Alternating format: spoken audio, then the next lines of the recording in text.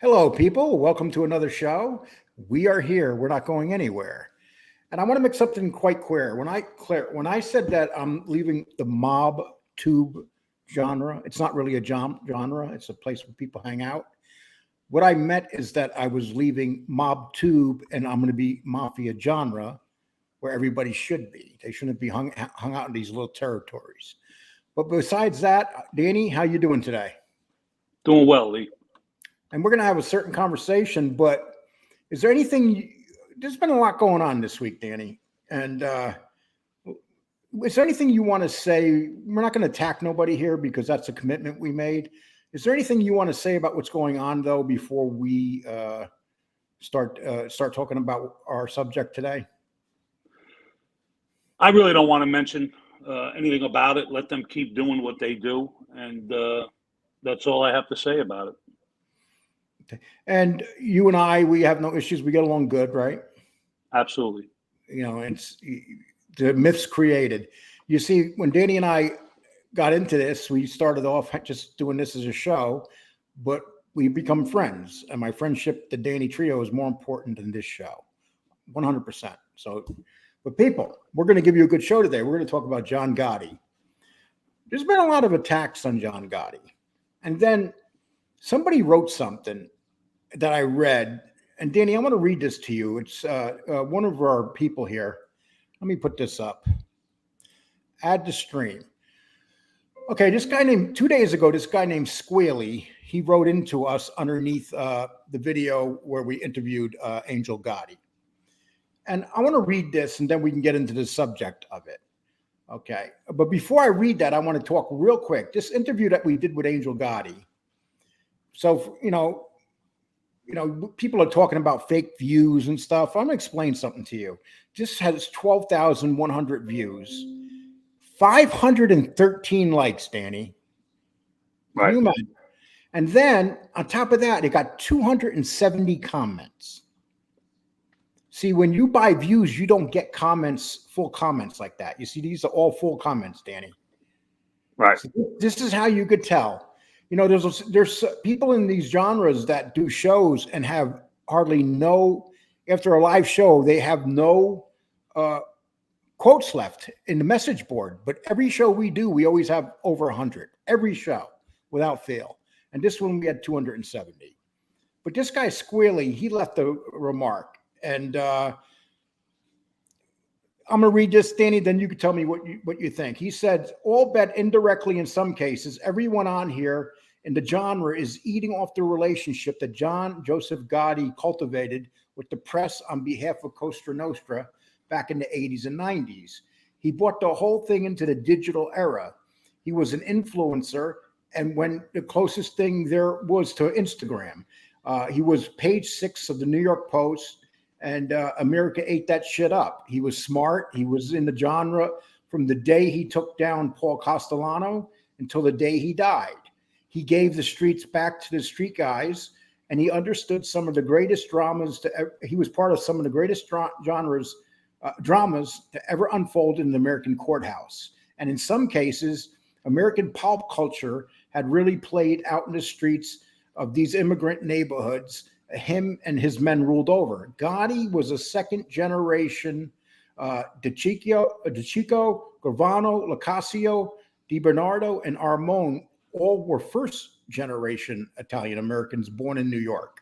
They were American street kids that bent the rules until they got into the position to start making the rules as they went, the American way. Would any of this be here without John Gotti? Would I be commenting right now, would any of this be here? I'm sorry. Would any of this be here without John Gotti?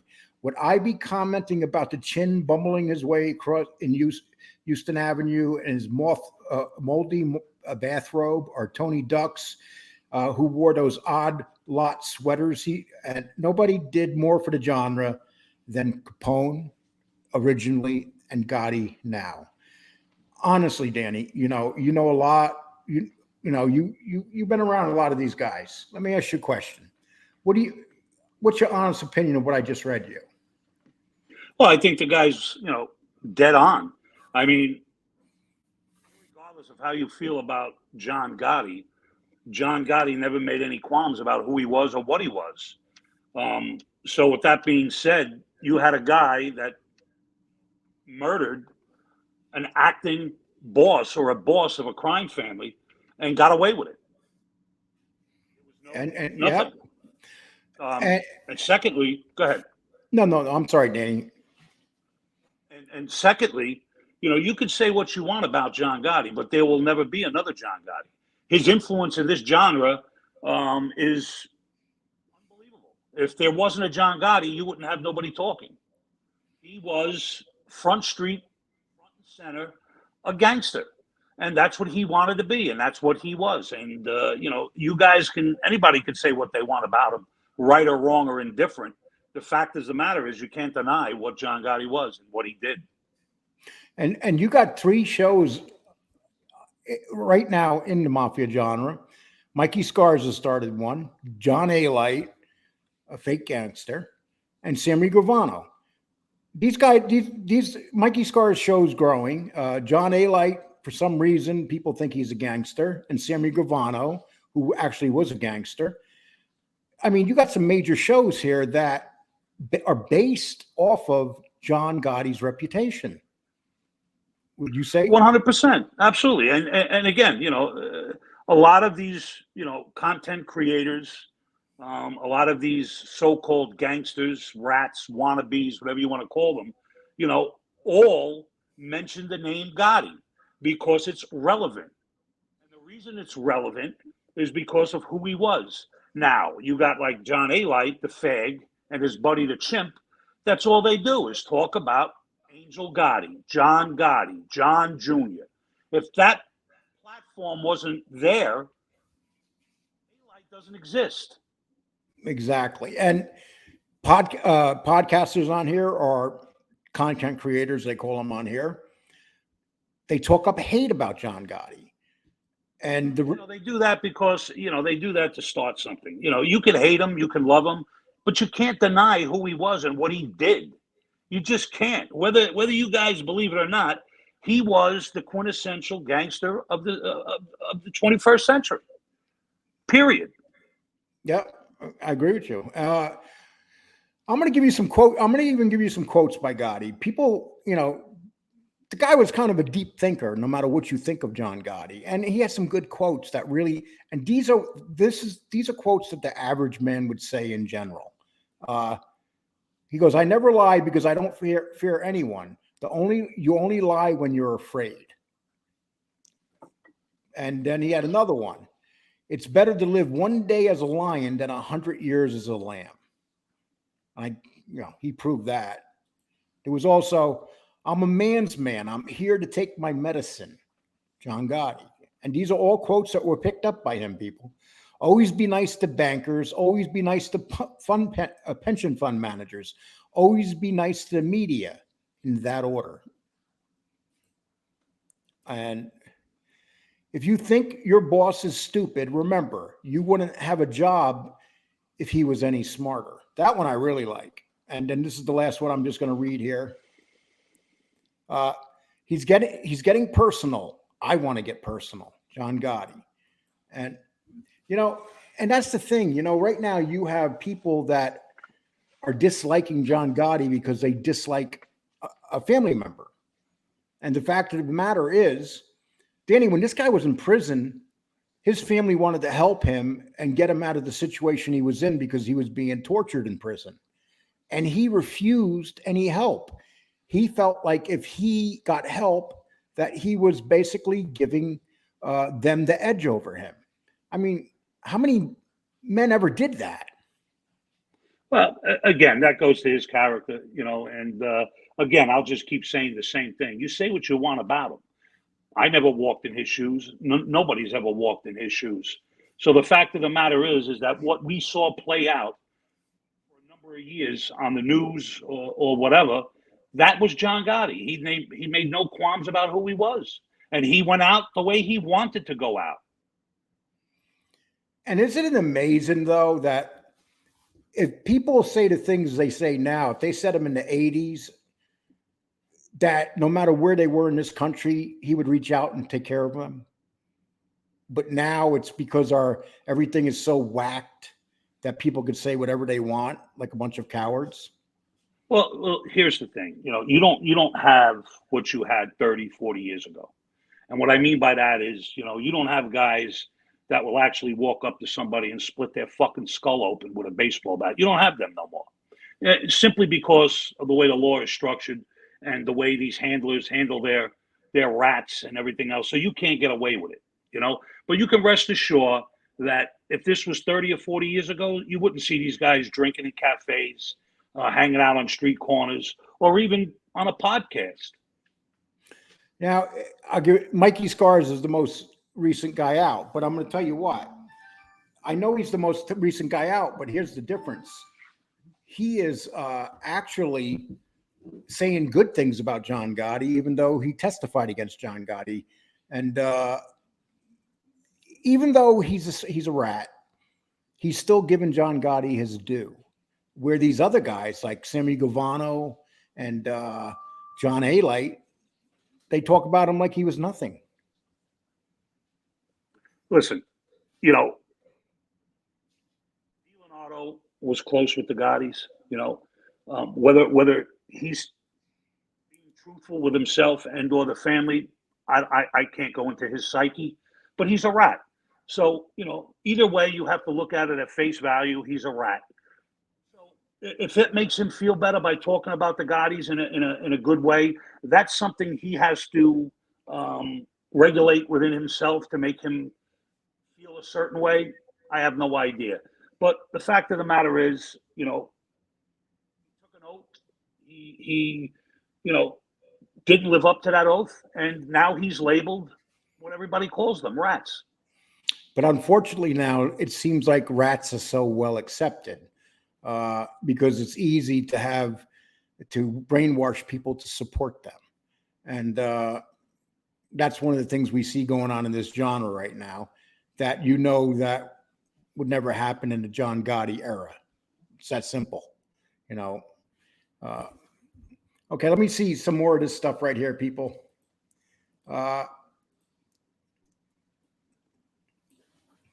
Okay, so what is your opinion about right now what's going on with people like, the first guy that came out to kind of surprise everybody was Mikey Scars. And we were just talking about him. Now, Mikey Scars was actually very close to John Gotti. And so was Sammy Gravano. Did you ever think that you see the day when two guys that were that close and ratted on him would actually be on this platform right now? No, I never did. I never thought that they would be even out in the open like the way they are today. I mean, if you go to New York, different parts of the city or Brooklyn, they're out there walking around like you and I. Exactly. And, and you see this now. It's so commonplace. We're going to have a good story we got some good interviews coming up with actual guys. And we're going to have a good story about a couple of these rats that had some incidences. And we're not going to talk about them now because we're going to save those for other videos. But Danny, they are pretty interesting, aren't they? To say the least. I mean, they came to light through a friend of mine. Again, you might call me a liar and this and that, but it's pretty interesting how factual that this is going to be, so nobody can second guess the facts. And we're going to put that out shortly, and hopefully you guys will like the information that we throw out there for you. And I have another story to tell you, people. The other day, talking about rats, Gene Borrello called me. The only time Gene Borrello calls me is when he needs something. And he wanted me to speak to his author about his book because he's broke. He needs money. And, well, it worked out that I'm not going to do that interview. Danny didn't want to do it anyway, to be honest with you. But the fact of the matter is that while I was talking to Gene, I said, Gene, we're getting some people going around saying that the person that came out and talked about John Alite getting beat up was inaccurate. And then Gene Borrello said to me, it is accurate, Danny. He said, listen, yeah, I don't know exactly what transpired in the conversation, other than the fact that Borrello, or whatever his name is, indicated to you the only thing we got wrong in the story was, according to Gene, he never got knocked down. Yeah, but there's witnesses that he did get knocked down, and the reason we're going to talk about this part right now because he's when Gene when he originally called us, he basically wanted us to stop attacking him. And now he's coming out and he's talking on shows with people that don't know what, that he can use. He's talking about that he called me and he said that he was going to come after us if we talk about his family. He never said that. He's a liar. He basically said, Danny, and you guys are ripping me apart. Please stop. The people that are around me don't want me getting involved in it. But the following day, he was back out there talking crap about us, Danny. Listen, I could care less what John Alite says to all these content creators that now become his friend, who used to bash him and call him all kinds of names. Listen, John Alite, here's a message for you. You're a cocksucker. You could never be the half a man that I am. Never in a million years. So I'll tell you what you do. You want to keep putting my name in your fucking mouth? Come see me like you called me out, said that you wanted to fight me. You're a fag. That's what you are. You're nothing but a punk with your fucking fag friend, the chimp. So listen, John Alite, you called Lee and you said, stop it. We want to end this. That's what you said. So you want to tell all these fucking fanboys that you got out there that you said something different. Again, it goes to your character. And what's your character? You're a liar. You're a liar and a fag. That's what you are. And I would say to John Alite, now you can call up Gene Borrello and ask him why he confirmed the story that you got about what happened in that bar. Okay? Well, I mean, that titty club, wherever it is. But the fact of the matter is now that's 3 people. And you have a bunch of people running out here defending you because they just don't know any better. And that's what that comes to. We're proud of that story and we'll stick by it. And a lot of people like that story. A lot of people. And unfortunately, some people can be easily swayed, Danny, can't they? When someone like this jumps out of the woodwork, especially a podcaster with a kind of a large show, it's growing.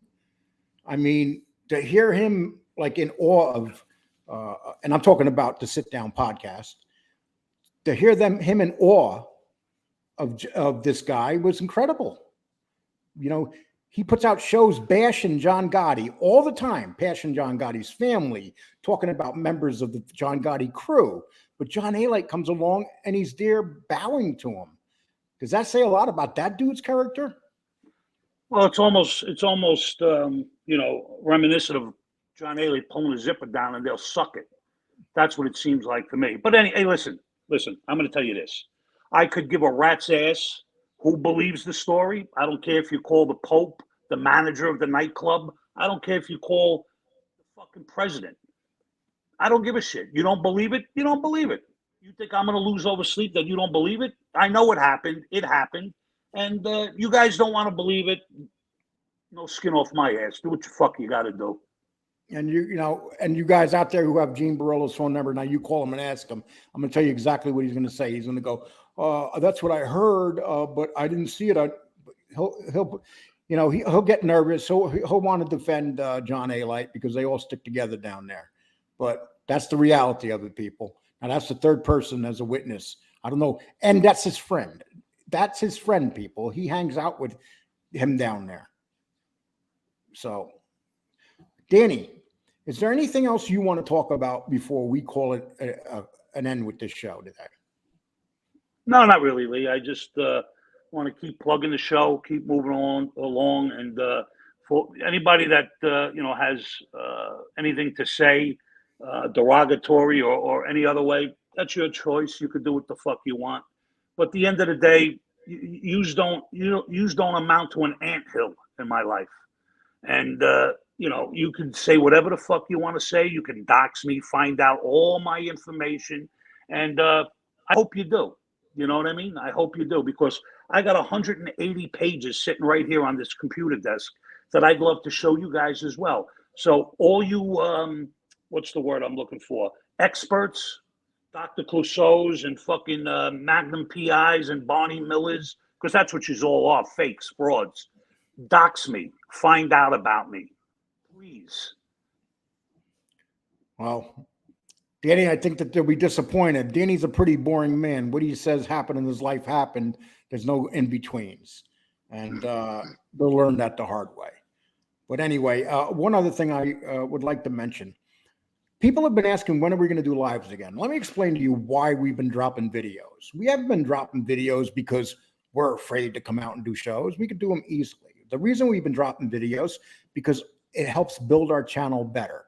See, when you do live shows, they don't get respected nearly as much by YouTube. YouTube likes to have shows dropped because they get more money is paid with the commercials. And I'll give you an example. A lot of live shows, after live show's done, there's like 2 or 3 messages underneath the message board. And these are people that think they have big shows. And that's what they care about, what's underneath the message board at the end of the show. Live show, but we will be doing a couple lives this weekend. And Danny, we need to get back to some lives this weekend, don't we? Sure. Okay. See the way Danny said that? Sure. Okay. So we'll be doing the lives this weekend, and we're just going to pop on, people. We're not going to put no times out. We might pop on whenever we want, maybe like 6 o'clock or 8 o'clock or 10 o'clock. But we will be popping on Friday night. So everybody, thank you. Please hit the like button or the reminder. And also, there's a heart underneath here if you want to donate any money to the show. Or I'll have the you can go right up in my banner, and right up there you'll see the Cash App. But anyway, people, thank you so much, and we're looking forward to doing some more shows. We'll be doing a live this weekend, and take care.